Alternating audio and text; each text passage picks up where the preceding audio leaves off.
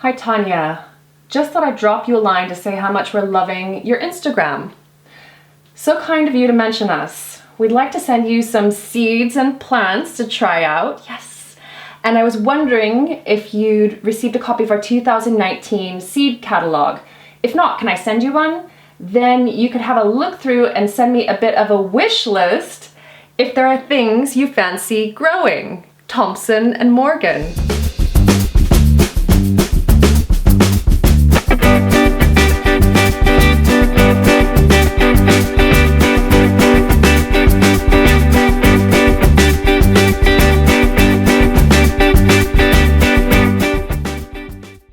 It's not every day that you get an email like this, and it's every gardener's dream. It's my dream. I am so freaking excited just to be able to pour through a seed catalog and just make a list, a wish list of things that I'd like, and they might just arrive in the post. And this is a perfect time as well because, as you know, I have the new home garden that I'll be working on over the winter and getting it ready for spring and next summer, and I need to fill it up with plants. But I know from previous experience that pouring through a seed catalog can be very indecisive, so I'd like to get your help in choosing. Before I get to looking through the seed catalog, I want to show you what I already have sorted. So finally, my onions and garlic and shallots have arrived. So this year I am growing, this is garlic printanor. And there's also another variety in here as well. This one is Eden Rose. And these are both British grown, well, they're all British grown garlic and onion sets. This is Shallot Griselle. And now these are all autumn planting alliums. So some you can plant in the autumn and some in the spring. What is this one? Oh, it's such fine print. So this one is Shallot Longoor. You can see it's a little bit longer, which is probably why it's named that. And then we also have my electric onions. And these ones are Champion, onion set Champion. And these are all going to be going out into the allotment garden. And the plan right now is that these are going to go on the new patch where I've been growing some pumpkins. All of these guys can go planted out in that long strip. It's getting colder out and I just put my bird feeder out today. And already you can see at the top there's a little bit of a gap. So they've been at it already. It's literally been up for a few hours. So as you know, down here in the patio area, I've cleaned it up a bit. There's nothing really planted here just yet. But what I do have here is I have quite a dingy wall there. So that is the neighbor's house. And I was actually thinking it might be a nice way to dress it up by planting a tree there, so a small dwarfing tree, and have it trained to the wall there. And then down here, let's have a walk down. Down here on the right hand side, there's currently an evergreen, which looks all right, but it's not really my thing. But all of the space here, I was actually thinking I'd like to grow something edible along there, something that would also disguise that concrete wall as well. And I think that Thompson and Morgan might have something. Can you see that the garden arch is up? What do you think about the color? It looks beautiful, I think, in my opinion. The white against the green and the yellow leaves. Just wait till it's covered in roses. Are you gonna help me choose what to grow, Louie? You're gonna help me choose. I know what you want. Catnip. Right, so I have the catalogs. And I'll confess, I've already looked through them not once, but twice a day, very thoroughly. And I highlighted everything that I was really interested in growing and then started to narrow things down. And there are some requests that I'm going to make that I've already made. So I really want to grow those things, and you'll find out whether or not they arrive with my little parcel when I do an unboxing video. So that will be coming up soon when everything arrives. Now, there are lots of things in here though that I'm very indecisive about. And so what I'd like you to do, I've got 7 different duos basically, is have a watch and have a think about my growing space, because you're just as aware of my growing space as I am in a way, because I share so much about it. You might see it from a different perspective as well. So have a think about the choices that I give you, and then let me know what you think. And I'm going to basically tally up all the votes that are left in the comments. The item with the majority of votes, I will ask for it in my wish list for those items. And then those, again, you will find out which one actually came when I do the unboxing video. Oh, I'm so excited for that. Right. So that little video earlier, I showed you my patio area and talked to you a little bit about what I'd like to grow there. And I have a fruit tree in mind for the wall, but you know that little area that has the wall in front of it? There are 2 different things that I found in the catalog that I think would look really great there.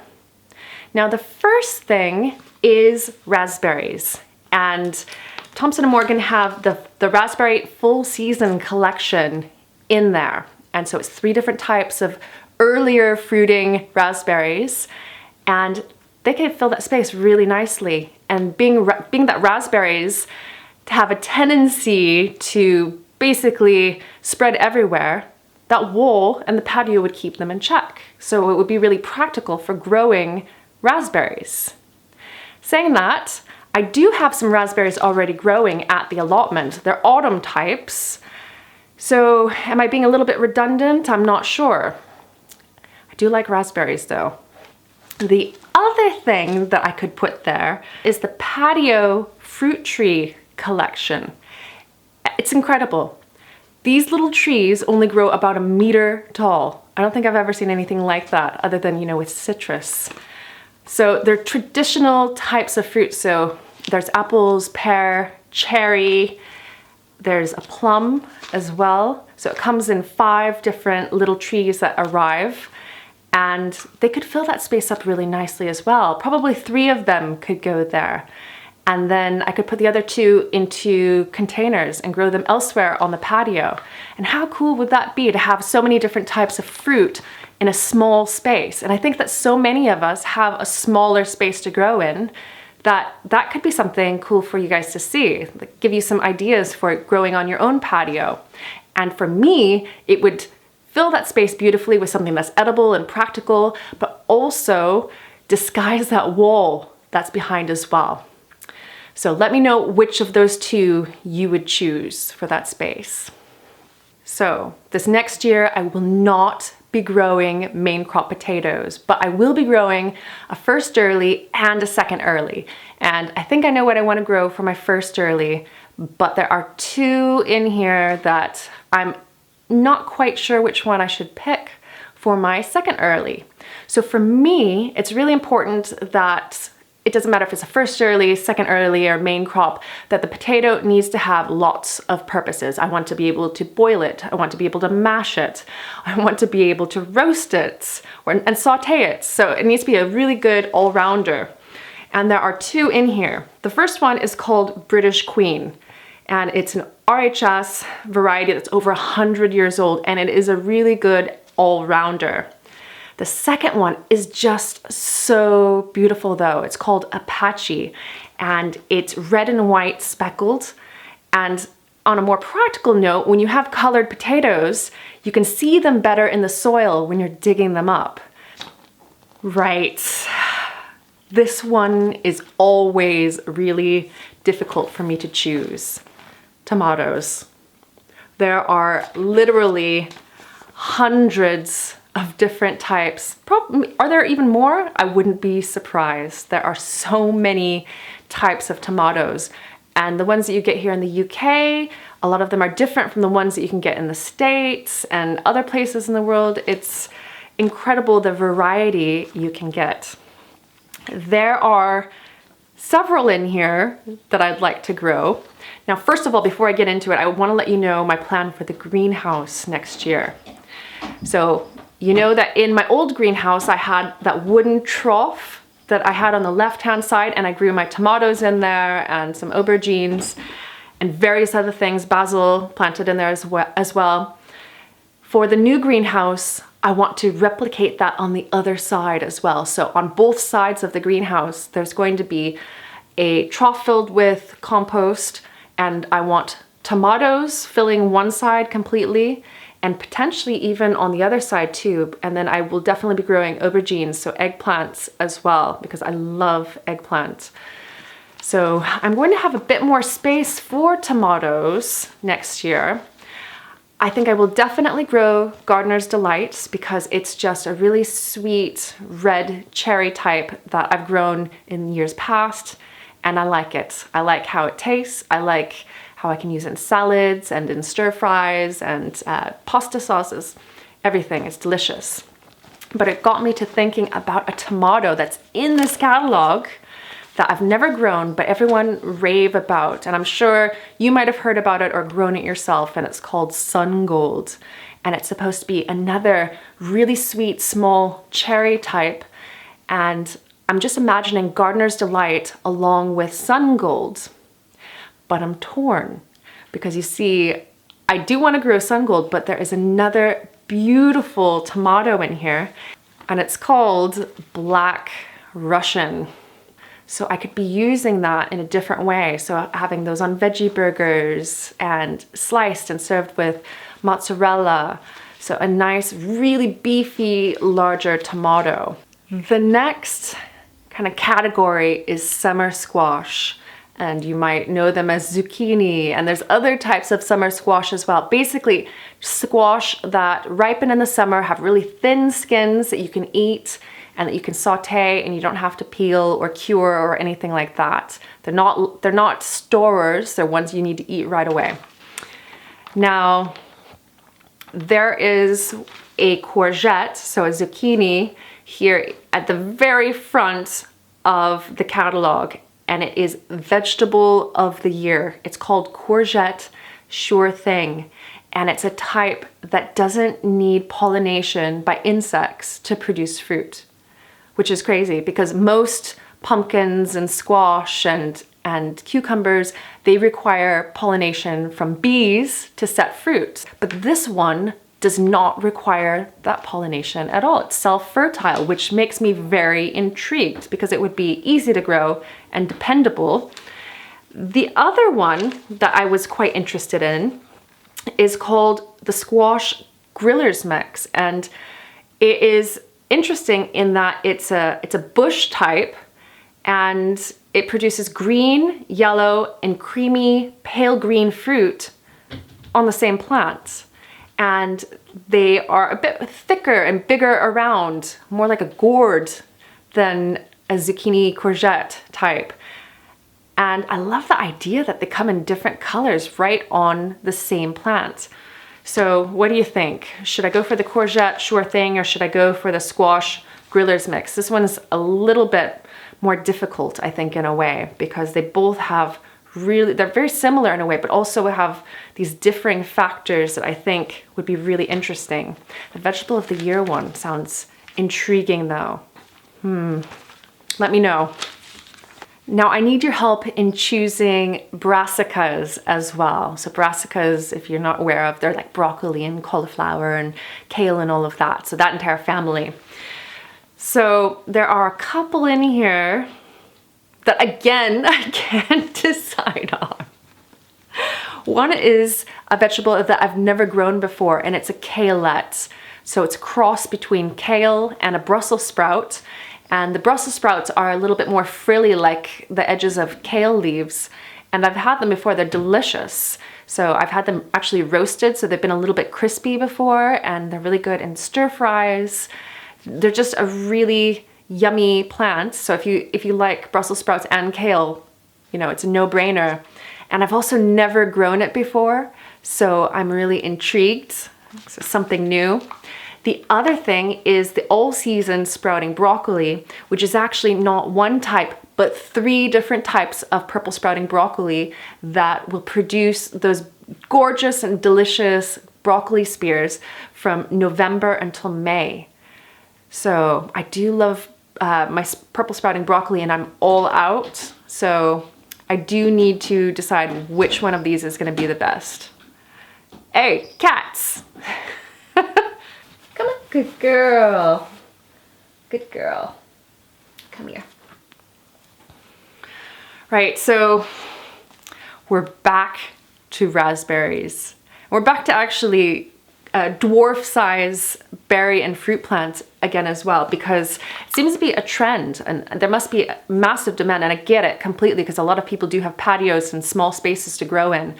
But Thompson & Morgan have quite a few berry bushes that can be grown not only in containers and pots that you could set on the patio, but also in hanging baskets. So this year you saw me grow the Just Add Cream strawberry, and that's the one that had the pink petals. That came from Thompson & Morgan as well. But anyway, there's some other items in here that I would love to get my hands on as well. So the first one is Raspberry Yummy. And this is a type of raspberry that will grow in a pot. It's tiny. It produces normal sized fruits, but it is so small, so adorable. And that would look great out here on the patio. And again, it's another ornamental type of edible, but so in that it looks really nice, but it produces really delicious edible fruit. So there's that one. And then also there is a hanging blackberry, and it's called Blackberry Black Cascade. And this one is, you can actually pick up to 1 1/3 kilograms of large sweet berries from a single hanging basket. So let me know, what do you think I should do? Should I get the hanging basket blackberries or the raspberries in the pot? Because, again, difficult decision. So now we're at the last item, and this is actually not an edible for me, but flowers for bees. And there's a couple in here that look incredible. Now the first one I think is at the beginning of this catalog. There it is.